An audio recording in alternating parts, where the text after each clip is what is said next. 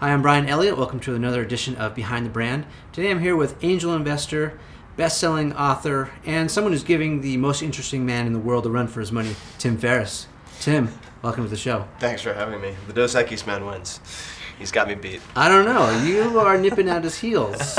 And it seems like in all your books, but especially 4 Hour Chef, you are really trying to teach people the principles of how to learn things quickly. Yep. Right? I mean, you talk a lot about language. I had no idea that you spent time in Japan. I did a study abroad. Oh, cool. Were you in Japan as well? 日本語で話しましょうか。 Yeah, bring it on, man. 日本語でいいよ。なんとなく日常会話くらいだったら。But it's amazing how you have broken down language learning, and then applied that to other areas, whether it's knife throwing or learning how to prepare the perfect meal. Talk to us about your passion for teaching. I mean, where does that come from? I had a handful of teachers who really changed my life and put me on the right path when I could have very easily gone on the wrong path. Yeah, your dedication, you say that you were a hellion.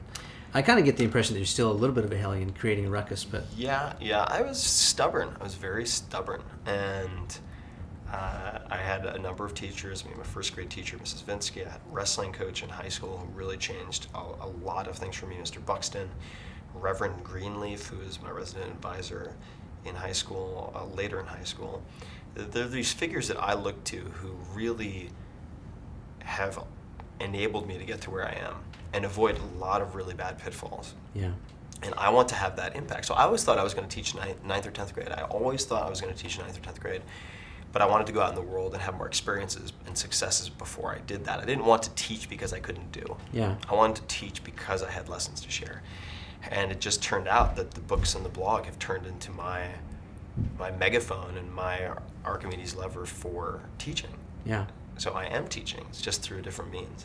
Yeah, and the scope of things that you're teaching, everything from, that famous video that went viral. But that how-to thing is, I think, you identified not only a trend before it was a trend, but you identified what people are looking for, what people are searching for. And it's so simple, but yet so brilliant.